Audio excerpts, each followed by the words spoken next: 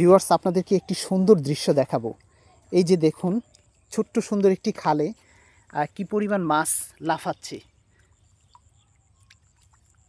আসলে এরকম দৃশ্য অনেক দিন দেখি না, একদম ছোটোবেলায় মনে হয় দেখতাম।